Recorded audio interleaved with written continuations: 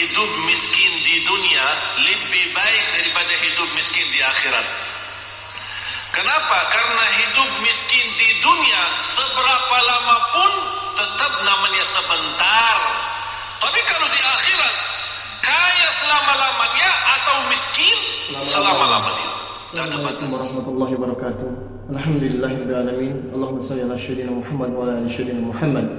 Sahabat teman-teman yang beriman, yang insyaallah dirahmati oleh Allah Subhanahu wa taala, pada kesempatan yang sangat mulia ini, mari sama-sama kita simak, kita dengarkan tausiah dari guru kita, yaitu almarhum Syekh Ali Jabir, tentang satu amalan yang sangat dahsyat yang apabila kita kerjakan, maka kita akan selamat baik di dunia maupun di akhirat. Untuk lebih jelasnya, mari sama-sama kita simak tayangan berikut. Raya saya kenal tapi stres. Kaya raya, punya pesawat pribadi, rumahnya di mana-mana. Pas ketemu sama saya, pas isi acara di rumahnya, habis mulai tamu keluar, dia ajak saya ke dalam. Saya mau ngobrol sama saya. Pas begitu masuk, ada kantor pribadi beliau di dalam rumahnya. Begitu tutup itu, malah dia peluk saya dan menangis. Pak, kenapa menangis? Takut. Apaan takut? Takut kehilangan harta itu. Takut miskin, takut sakit, takut celaka. Hartanya bisa sampai 7 turunan belum tentu habis. Triliunan, tapi takut. Oleh karena itu Bapak Ibu, hidup sederhana apa adanya jauh lebih nikmat daripada berlebih-lebihan. Oleh karena itu, orang yang salih, salah satu tanda kesalihannya, harta yang dia sedekahkan jauh lebih banyak daripada yang dia simpan. Tapi dasar itu bisa menjadi ringan. Sedekah lebih banyak daripada yang kita simpan adalah iman yang kuat. Tapi kalau imannya lemah, mana bisa? Saat bersedekahnya dia hitung-hitungan. Kalau diajak rame kumpulin sedekahnya, dia buka dompetnya. Ada isinya 1.000, 10.000, ada 100.000. Yang keluarin yang mana? Tidak apa-apa, jujur saja, tidak apa-apa.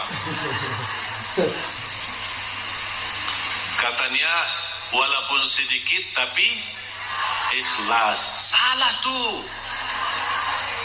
Itu dulu, masa dulu. Sekarang rubah perkataannya. Lebih baik banyak tapi ikhlas daripada sedikit tidak ikhlas. Harus banyak. Bapak Ibu, saya ceritakan sesuatu tapi bukan, insya Allah bukan riak. Seumur hidup saya sampai titik ini, saya tidak pernah zakat mal. Heran ya, kok bingung Ustaz tidak zakat sih? Kita diajurkan suruh zakat, kok Ustaz tidak zakat? Seumur hidup sampai titik ini saya tidak pernah mengeluarkan zakat setiap tahun. Kenapa? Karena saya tidak suka simpan duit. Kalau ada duit bagaimana ada zakat?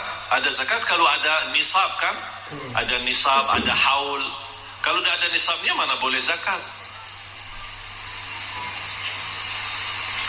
Dan aku heran terhadap seorang yang Allah berikan kelebihan rezeki, tapi saat dia berzakat dan sedekah itu sepertinya merasa takut kembali miskin.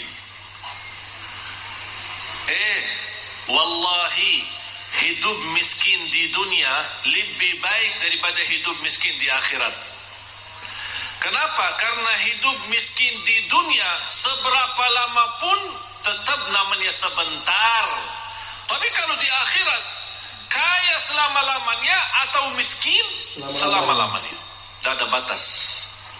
Oleh karena itu bahagia seorang yang saat dia bersedekah, dia sudah ingat, saya lagi isi tabungan akhirat saya. supaya nanti kalau saya hadap Allah hari kiamat, rekening akhirat saya masih banyak. Subhanallah, luar biasa. Oleh karena itu, sedekah termasuk salah satu amalan yang sangat berguna bagi orang yang hidup maupun mati. Sampai ada sahabat, ya Rasulullah, ibu saya meninggal, apa yang harus saya bisa berikan kepada ibu yang berguna padahal ibu saya sudah meninggal? Kata Rasulullah, bersedekah. Bersedekah. Masya Allah, sedekah. Bahkan Bapak Ibu tolong simpan surah Al-Munafiqun, surah 63 ayat 10. Surah 63, tolong simpan ya, ingat ya, jangan lupa. Surah 63 ayat 10. Allah jelaskan di ayat itu apa keinginan orang yang sudah mati. Apa keinginan orang yang sudah mati, sudah masuk kubur, sudah lihat mungkar nakir, sudah dipertanyakan Rabbuka, Madinuka, Man Nabiyuka, dan sudah melihat gelapnya kubur, sudah melihat sempitnya kubur, tidak ada siapa-siapa yang membantu, hanya satu dia mohon kepada Allah. وأنفقوا مما رزقناكم من قبل أن يأتي أحدكم الموت فيقول رب لولا أخرتني إلى أجل قريب فأصدق وأكن من الصالحين. Ketika manusia menghadapi kematian dan bisa menyebutkan keinginannya dan cita-citanya, ya Allah, tundalah kematianku. Ya Allah, kembalikanlah aku dari kubur supaya aku bisa bersedekah kembali. Masya Allah, luar biasa sedekah. Bukan bisa salat malam, bukan bisa baca Quran, bukan bisa puasa Isnin Kamis, bukan bisa berbakti baik sama orang tua, bukan supaya saya bisa haji umrah, bukan saya bisa nikmati Ramadan. Semua itu baik, tapi satu yang dia sebutkan, supaya saya bisa bersedekah kembali. Kenapa? Ulama menjelaskan, kenapa orang yang menghadapi kematian dan masuk kubur ingin kembali ke dunia untuk hanya bisa bersedekah lagi? Karena dia sudah lihat begitu dahsyat pahala sedekah yang telah dia berikan. Oleh karena itu dia mengharap, ya Allah, kalau memang begini, tolong kembali lagi ke dunia, tundalah kematianku supaya harta yang saya masih simpan bisa saya habiskan di jalanmu. Allahu Akbar. Allahu Akbar, sedekah, Masya Allah. Sedekah itu luar biasa. Bahkan saking indahnya sedekah itu, Allah berikan satu pintu khusus namanya babus sedekah di surga. Jadi ada orang punya kelebihan apa? Ini ada babus sedekah masuk. Seperti Sayyidina Uthman. Sayyidina Uthman ibn Affan yang terkaya. Tahu nggak Bapak Ibu? Ada satu cerita barangkali Bapak Ibu pertama kali mendengar. Sampai sekarang jarak kita antara kita sama Sayyidina Uthman 1400 tahun. Sampai sekarang ada satu rekening di bank di kota Madinah atas nama Uthman ibn Affan radhiyallahu anhu. Sampai sekarang. Itu apa? Beliau kan orangnya dermawan, suka bersedekah. Di antara sedekahnya, dia menwakafkan sumur air yang dimiliki oleh orang Yahudi. Orang Yahudi ketika di zaman Rasul, orang Muslim mau minum, dia jual mahal. Jadi orang yang mampu bisa beli, orang yang tidak mampu tidak bisa. Kata Sayyidina Uthman begini, satu hari saya bayar.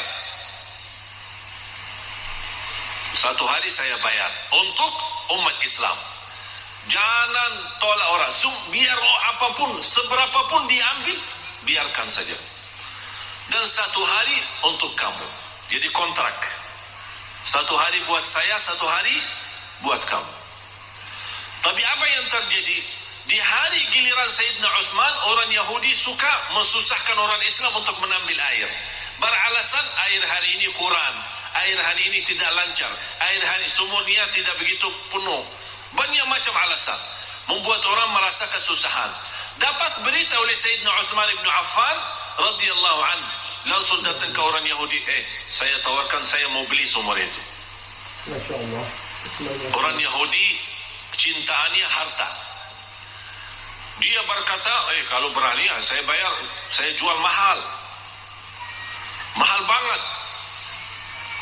Tapi karena Sayyidina Uthman radhiyallahu anhu tidak pernah menghitung-hitungan kalau saat di jalan Allah. Berapapun harta, berapapun biayanya, saya yang beli. Masya Allah. Begitu sudah jadi membeli sumur air itu, kata Sayyidina Uthman, Ya Rabbi, saksikan sumur ini wakaf lillahi ta'ala sampai hari kiamat. Masya Allah. Sampai titik ini penghasilan sumur air sama kubun, ada satu kubun namanya kubun Sayyidina Uthman, dibeli sama, karena bukan hanya sumurnya, dibeli kubunnya, kubun kurma. Semua penjualan hasil kurma daripada airnya di mana-mana pun masuk rekening Sayyidina Uthman. Sampai dia meninggal dunia masih ada bergilar hartanya, terus berjalan. Subhanallah. Bapak Ibu, sedekah itu luar biasa.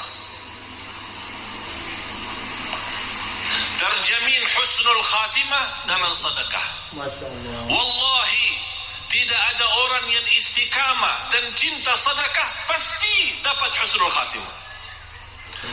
Selamat dari kecelakaan, selamat dari kematian buruk. Kalau kita bilang kecelakaan termasuk kebakaran, bahkan disebut dalam hadis selamat dari kematian mendadak. Karena salah satu ciri hari kiamat, akhir zaman, banyak meninggal dunia mendadak. Pas naik mobil meninggal, pas lagi makan meninggal, mendadak namanya. Supaya selamat dari mendadak, jangan sampai kita mati dalam keadaan buruk maupun mendadak, jagalah sedekah. Allah lindungi dari kematian mendadak, dari kematian buruk, dari kematian kecelakaan. Bahkan sedekah itu menjaminkan ridha Allah. Sedekah itu membadamkan kemurkaan Allah. Kalau Allah lagi murka sama kita, Allah marah sama kita, supaya Allah angkat kemarahannya lewat apa? Bukan haji, umrah, puasa, tidak ada, sedekah. Terjamin terhapus dosa kita lewati sedekah. Semua yang saya sebutkan ada lebih daripada 100 manfaat daripada sedekah. 100 manfaat. Bahkan sedekah itu bisa menjadi berkah bagi keturunan kita. Siapa yang ingin punya anak saleh salihah, jagalah sedekah. Siapa yang ingin berbakti baik sama orang tua, walaupun orang tua sudah meninggal dunia, lewati sedekah. Oleh kerana itu Bapak Ibu, setiap anda bersedekah dimanapun, tolong jangan lupa nawaitu untuk orang tua. Bahkan ada satu riwayat diceritakan ketika orang tua meninggal dunia, mereka dalam keadaan susah, dihantarkan oleh malaikat membawa cahaya kepada mereka. Begitu mereka melihat munculnya cahaya dari jauh, mereka membuka matanya dan memperhatikan, itu dari mana cahaya itu? Cahaya yang menenangkan. Malaikat menjawab, ini cahaya sedekah anakmu. Subhanallah. Bahkan sedekah termasuk salah satu amalan yang melindungi kita dari siksa kubur.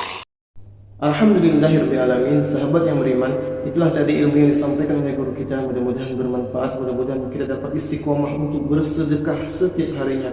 Walaupun sedikit, tapi kita istiqomah, insya Allah kita mati dalam keadaan husnul khatimah. Amin amin ya rabbal alamin. Mungkin itu saja yang bisa dapat sampaikan. Saya akhiri. Wassalamualaikum warahmatullahi wabarakatuh.